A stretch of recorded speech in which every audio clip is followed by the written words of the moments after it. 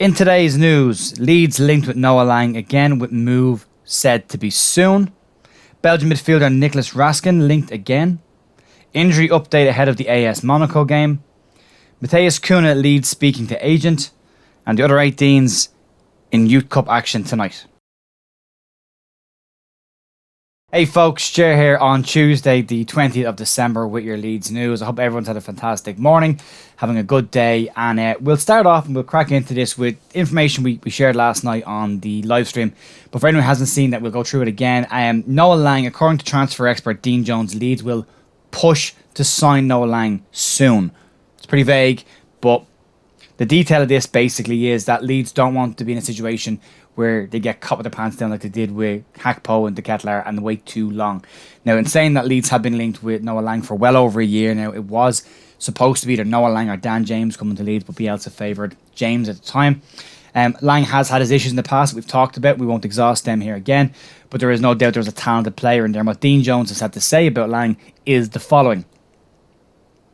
Leeds want to avoid the disappointment of suffering on someone like Hakpo and missing out on them and then seeing them linked with every club in Europe. Basically, it's the same thing that has happened before. They don't want to happen with Lang. He's got massive potential and is already doing really well, so I'd expect them to push on with this soon. So Dean Jones reckon Leeds making that move pretty imminently to sign Noah Lang. As I said last night in the stream, if you take all the other stuff around his personality and his character out of the way and the accusation stuff in the past and just focus on him as a footballer, there's an immense amount of talent there. People say stupid things when they're young. We've all done it. You just hope he's growing up and is starting to mature a little bit, so that kind of nonsense is out of the way and you can focus on the football. And if you can just get the football, you're getting a really, really good player in Noah Lang there as well. Moving on then and talking about midfielders, and Belgian midfielder Nicolas Raskin has been linked with Leeds. Raskin was linked with Leeds well over a year again, was somebody that was on Leeds' radar who Leeds wanted to sign at that time. However, it didn't happen at the time, it didn't materialise, but he's been linked again, and according to Fabrizio Romano, the Raskin situation could be one worth watching as his contract negotiations with Standard Liège have collapsed apparently. The player is out of contract in June and he's been linked with Leeds for quite a while. It's another midfielder. Again, if we're looking at the midfielders that have been linked with Leeds, we're potentially looking at somebody leaving before somebody else comes in because there's no need for more midfielders at this stage, which is a nice thing to say for Leeds for once.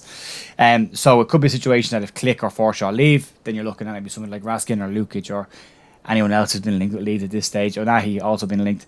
So that'll be an interesting one to keep an eye on. But according to Fabrizio Romano, Leeds are looking at the player and this could be an interesting one to keep an eye on. So eyes on that one. So moving on then, let's have a little chat about injuries with Leeds playing AS Monaco tomorrow night, Wednesday night, in their final mid-pre-season game before they take on Manchester City on the 28th. And there's some injury updates coming in. Chris Somerville looks set to rejoin training next week after suffering an ankle injury against Elche. Got the injury from kicking through the back of an Elche player. The Elche player went off injured very early on in the game. Somerville went off injured slightly after him. He was put in a protective boot for the week, no crutches, missed out on the ring walk with Josh Warrington, but is said to be doing gym work and will be back in training next week before the Man City game with the Leeds team, which is good news for the City game. Not sure if we'll see him on the bench or getting any minutes tomorrow against Monaco. Probably clever to just leave him out of that game and not risk any kind of reoccurrence so close to the Man City game. Then also just talking about the injury situation, Pat Bamford is expected to miss both the Man City game and the Monaco game after recovering from a groin injury operation that he has had. Another one that Bamford's just not getting any luck this season. Ilian Meslier is still out with glandular fever. No update on the situation with his fever yet. Stuart Dallas, Archie Gray and Louis Sinisterra are also expected to miss the Monaco game as they recover and get their minutes back on the training pitch before we go back into the Man City game. There's still no real update on Sinisterra and what the outlook is for him.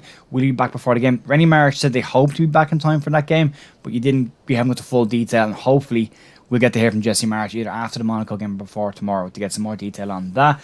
Any other updates on that? Diego Llorente, no update on his hand injury. He did have an operation on his hand. He missed the Sociedad game, but was pictured at the game shaking hands with players. So it seems to be his non-prominent hand that the injury is with. Have to wait and see what happens there. And as you can expect, Junior Firpo is still out with a groin injury and no update on that injury of what was described at the time as a minor groin injury and wouldn't keep him out for long. Seems to have kept him out for about 3 weeks at this point now. So there could be some silver linings in this. I mean, if Firpo gets fit and Patrick Bamford gets fit, then maybe Leeds don't buy a left back and a striker, and we desperately need to buy both of them. So maybe there's a silver lining in there. You hate to say it in that kind of way. Moving on, and I haven't done an awful lot about this because it's been floating around forever, and there's no point in covering it every single day of the week. But Matheus Cunha, and some information of this, and according to Goal, Leeds and Arsenal are both in contact with Cunha's agent. This comes on the back of last week being said that the move to Wolverhampton Wanderers was all but done and inevitably going to happen very, very soon. And it seems to not necessarily be the case. Wolves are still the favourites to sign the player. There's a connection there through agents and Lopetegui as well. But Leeds have said to have contacted the agents about bringing them in, but there's a lot of competition for the player. Arsenal, Aston Villa and Wolves also involved in this as well. So could Leeds nick in and grab him? I don't know. This will be an interesting one to keep an eye on. Is it Leeds throwing up a smoke screen to go in and nick Pedro while no one's focusing on Pedro? Again, time will tell on this one, but nice to see Leeds are getting involved in this and not just sitting back and watching everything. So that's good news. And to finish with the video today, the Leeds United under-18s will host Accrington Stanley in the FAU Cup. It's on LUTV from 7 p.m. tonight. Worth checking out. The great Leeds teams of the past, it's always been nice to watch them come through as the U Cup. And if you have a good U Cup run, it tends to bode well for the next set of young players that are going to come into the club. I go back to the likes of Gary Kelly and Ian Hart and all that coming through, and Stephen McPhail, the Irish lads coming through from the U Cup. So if you want to have a look, it's a good Leeds under-18 side. It'll be on from 7 o'clock tonight. And tomorrow's game against Monaco, by the way, if you're not travelling out to the game, it is on LUTV. Also, kick-off at 7 p.m. tomorrow night as well. And that's it for today, folks. Thanks for watching. If you like the channel, if you like the content, you can subscribe and like. That supports us and helps us grow. And I'll see you back here tomorrow morning for more Leeds news. See you then. Bye.